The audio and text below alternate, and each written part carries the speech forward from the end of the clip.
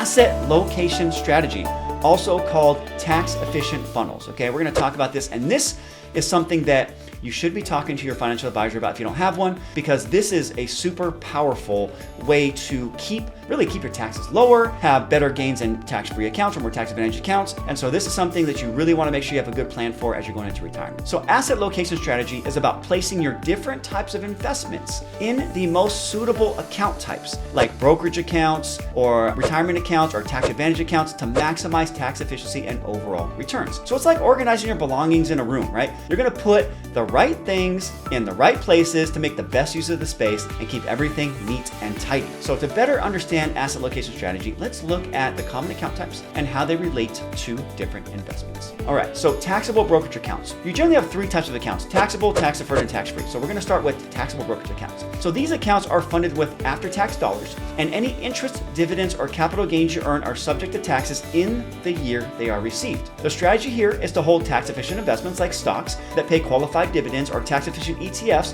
which generate fewer taxable events and are subject to lower tax rates. So remember, I told you, target date funds are generally mutual funds, okay? Google Vanguard target date fund lawsuit. Google that and read that story, because you'll see what I'm talking about. There's a massive taxable event because they rebalanced it, and generally most funds, especially like index funds, they recalibrate the funds on the same date every single year. It's very predictable. So that's one efficiency of using index funds versus a more active fund. But that's going to happen all at once regardless of what's going on generally. It's not going to be timed, and this is where having managed funds or managed ETFs can be more efficient. Tax-deferred retirement accounts. So as we spoke about, traditional IRAs or 401ks. These accounts allow you to contribute pre-tax dollars, and your investments grow tax-deferred, meaning you don't pay taxes until you withdraw the money in retirement. So in these accounts, it's wise to hold investments that generate higher taxable income. Like I mentioned, your bonds, REITs, so real estate investment trusts, or actively managed mutual funds. This way, you can defer taxes on the income generated by these investments until retirement, when you might be in a lower tax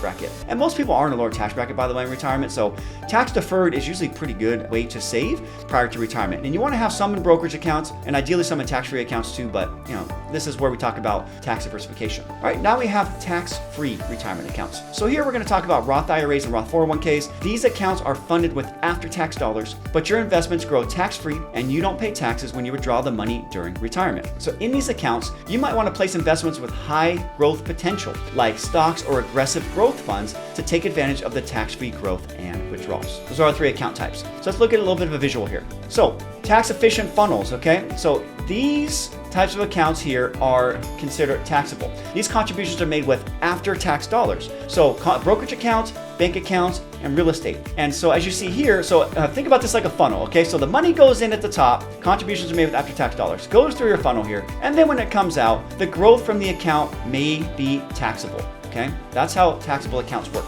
Tax-deferred accounts, the contributions are made with pre-tax dollars. So they're going to go into the funnel pre-tax, that's your 401k or 403bs, your IRAs, and your pensions.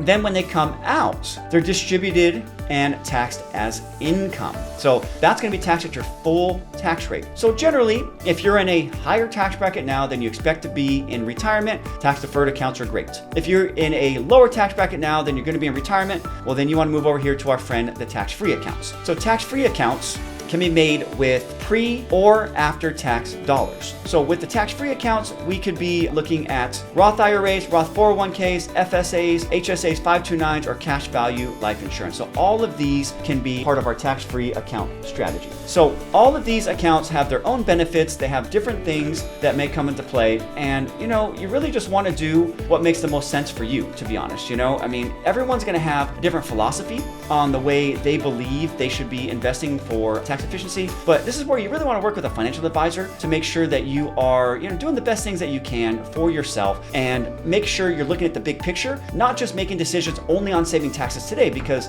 it's important to save taxes today, but it's also good to save taxes in the future. And if you have a plan that encompasses all, both sides of that coin, you're going to be happier, okay? And trust me, I deal with a lot of people that are not very happy because they have to pay so many taxes in retirement, and with a little bit of planning, they might have been better off. Okay, so moving forward. So if you can see here in my slide, in the center, you're gonna see this big wrecking ball of government tax policy, okay? So the way I look at it is, you wanna look at your contribution decisions on a year-to-year basis and make sure that you are considering tax policy when it comes to the way you're investing for retirement. So if government tax policy is bad, then you might want to just go to your tax-deferred accounts only. You know, that could be something that works best for you. If government tax policy is good, like taxes are lower, then you might wanna go to the tax-free accounts and maximize those, because those might be the best for you. You know, all these things, like I said, everything's gonna have a plus or minus, because if, you know, let's say taxes go up later in retirement, well, then you're gonna wish you paid taxes earlier on in your Roth accounts. And the opposite could be true as well. So, you know, these are all things that at the end of the day, part of it's a guess. We're gonna do our best to guess and make sure that we're doing, you know, whatever we can do.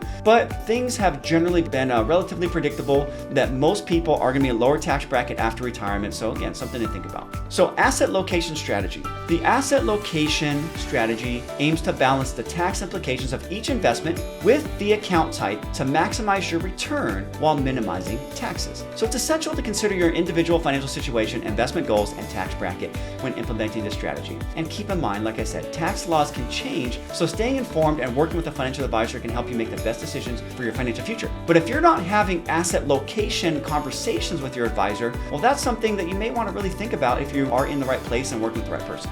All right, tax loss trading and capital gain harvesting. So tax loss trading and capital gain harvesting are two strategies used by investors to manage their taxes and improve their overall investment performance. So let's break them down. Tax loss trading, also known as tax loss harvesting, is a strategy that involves selling investments that have lost value to offset gains from other investments. When you sell an investment at a loss, you can use that loss to reduce your taxable income from capital gains or even ordinary income. So for example, if you have a stock that has lost $1,000 in value, you can sell it and use that $1,000 loss to offset $1,000 in capital gains from other investments. If your losses exceed your gains, you can use up to $3,000 of the remaining losses to offset your ordinary income and any leftover losses that can be carried forward to future tax years. So tax loss trading helps you make the best of a bad situation by turning your losses into a tool to reduce your overall tax burden. However, be cautious of what's called the wash sale rule. So this prevents you from claiming a loss if you buy the same or substantially identical investment within 30 days before or after the sale. So very, very important to be aware of that, okay?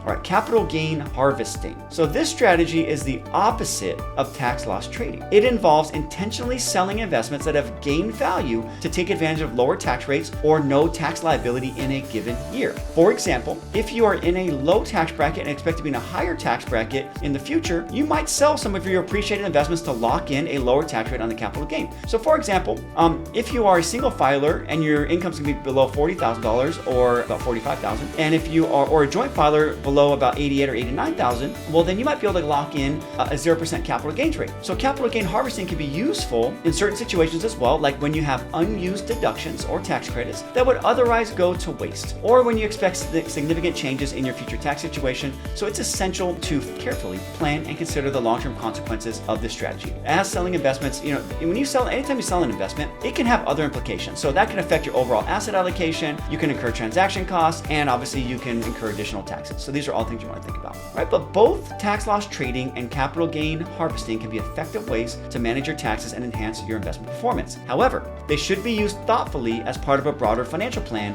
as it's always a good idea to consult with your financial advisor or tax professional before implementing any of these strategies.